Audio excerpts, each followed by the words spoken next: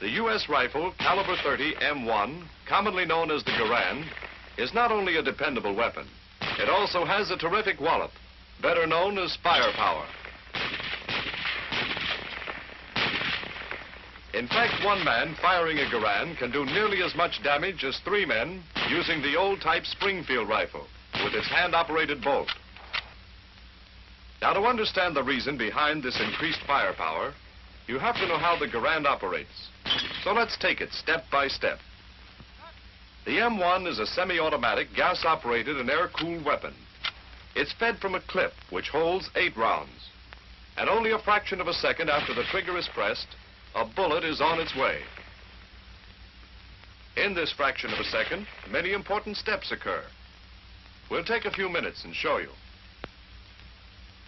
So let's begin by loading a fresh clip and using an animated diagram. This shows what happens when the clip is inserted. The bottom cartridge forces the follower down.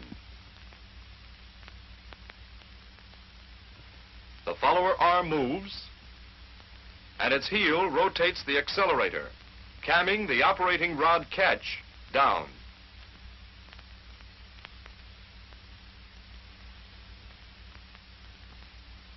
We'll now add the operating rod, spring, and bolt to the diagram.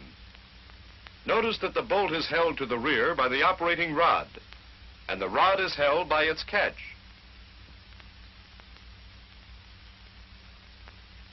Now watch the accelerator as the follower moves down. It rotates, camming the operating rod catch down. When the catch disengages, the rod starts forward, pushed by its compressed spring, and carries the bolt with it. Take a closer look at the bolt. As it moves forward, a cartridge is stripped from the clip and guided into the chamber by the feed ramp.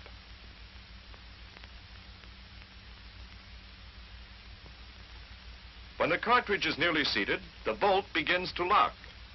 Watch how the cam surfaces in the operating rod handle act on the operating lug and rotate the bolt into the locked position once more.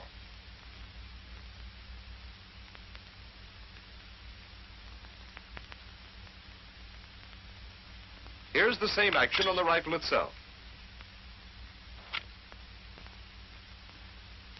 Now, as the bolt locks, the extractor snaps into the extractor groove, and the ejector is forced into the face of the bolt, compressing the ejector spring.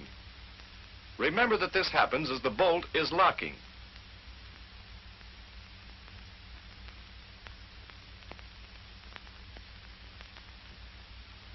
Let's stop here a minute, remove the barrel and receiver from the stock, and take a look at what's happening at the rear of the bolt as it locks.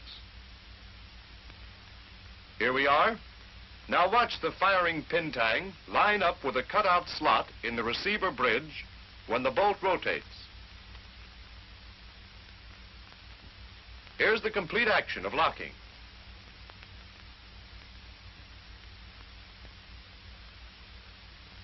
Now that the bolt is locked, we're ready to fire.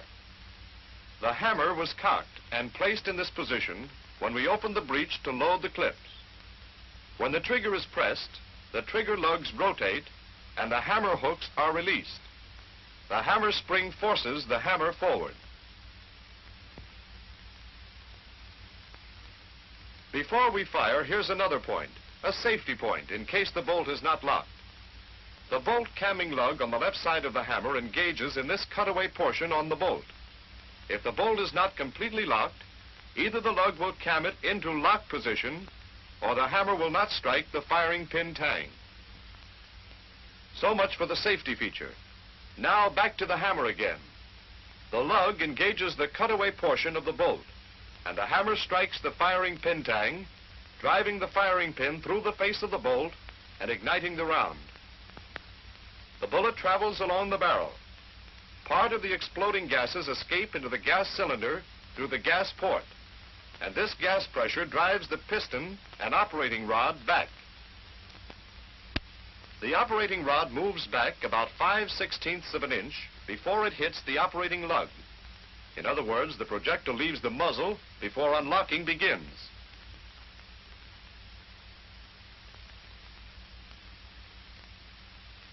Then Then the cam surface in the rod handle hits the operating lug. The bolt turns, unlocking the lugs from the receiver. Watch it again.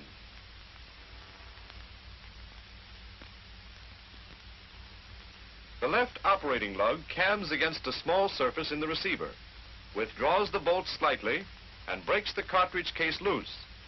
This is called initial slow extraction.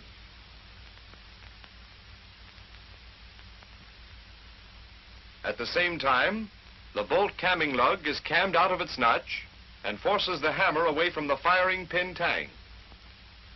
This allows the firing pin tang to cam against this surface on the receiver bridge, withdrawing the firing pin from the bolt face.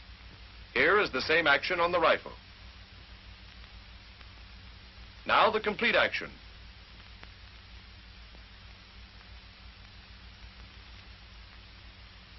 The bolt then is free to move on, and the operating rod continues back with the bolt, compressing the operating rod spring.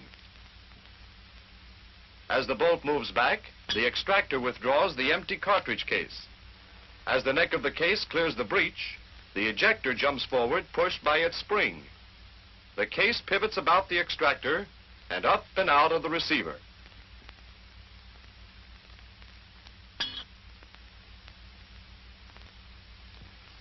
Here's the same thing in animation.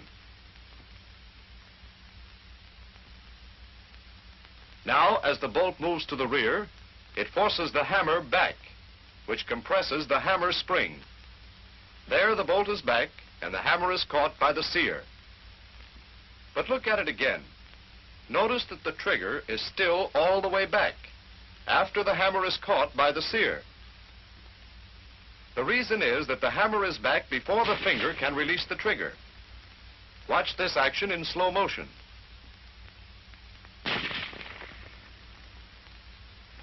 Now we let the trigger forward.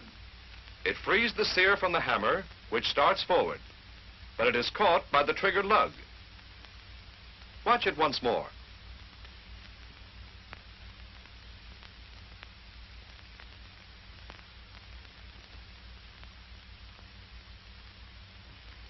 Let's take a look at this same action on the rifle itself. Here's the trigger mechanism. Watch the hammer move up and catch on the trigger lug as the trigger is released.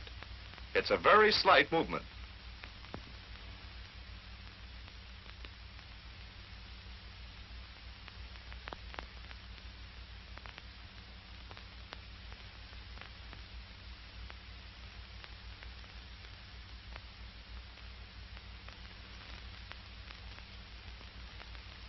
Now, as the bolt reached its rear position, the magazine was uncovered, allowing the empty case to be ejected.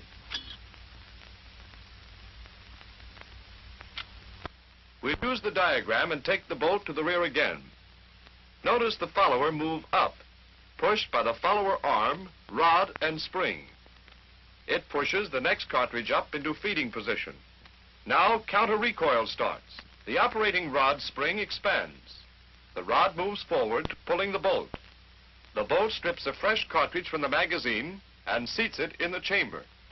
The bolt locks, and we're ready to fire again. The rifle will fire each time the trigger is pressed until the magazine is empty.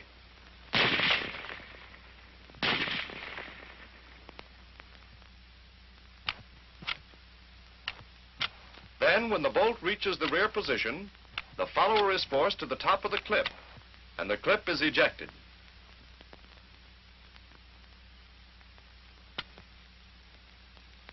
Here's how it's done. Notice the curved part of the follower rod. It cams the operating rod catch up, and the catch holds the operating rod back. Let's repeat it.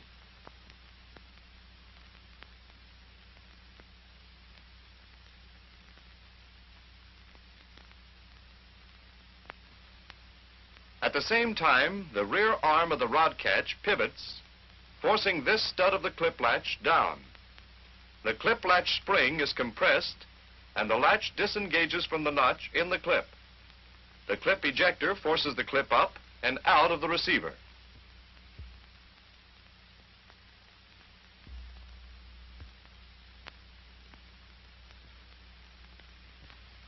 Let's repeat this action again.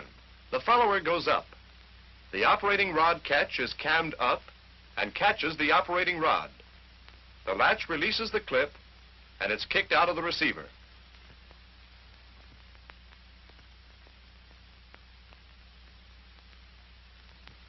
When the fresh clip is loaded, the clip latch spring expands and the latch again engages the clip.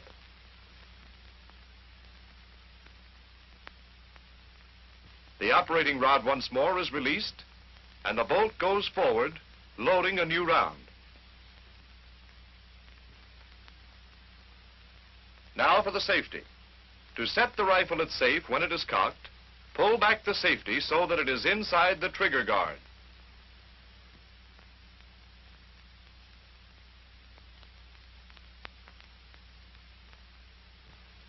Here's what happens. The safety rotates about the safety stud, and this hook engages the lug on the hammer.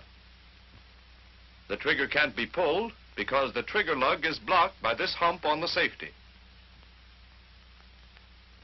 One more point. In case of a misfire, the trigger can be cocked by pulling the trigger guard down. Watch the cocking action.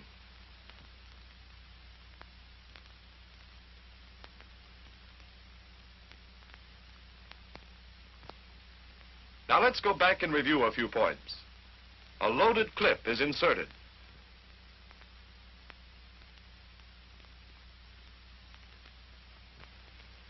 The follower arm and accelerator rotate, camming the catch down and releasing the operating rod, which starts forward.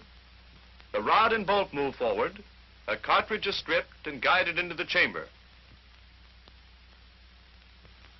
Now the bolt begins to lock. At the same time, the extractor snaps into the extractor groove and the ejector is forced back into the bolt. The firing pin tang lines up with a cutout slot and we're ready to fire.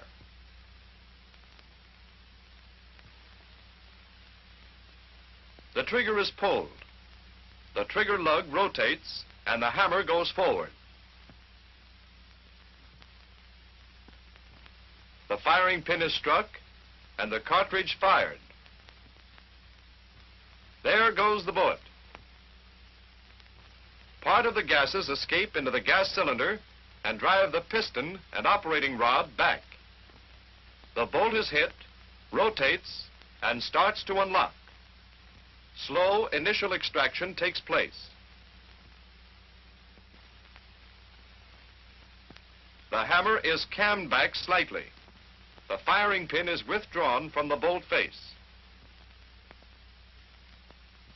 Unlocking is now completed.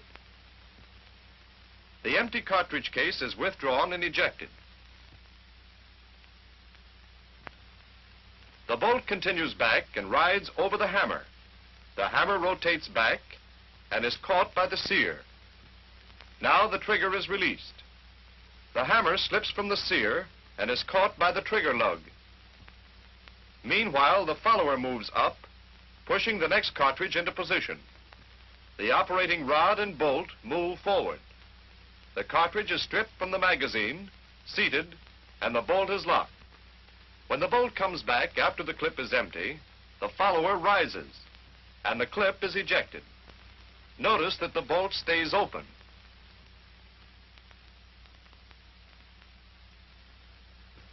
Well, that's the inside story of the M1 rifle, and it took quite a while to show what happens in just a fraction of a second. However, a knowledge of how the gun operates will help you plenty. Whether you're in the field or in the shop, if you know your weapon thoroughly, you can keep it firing.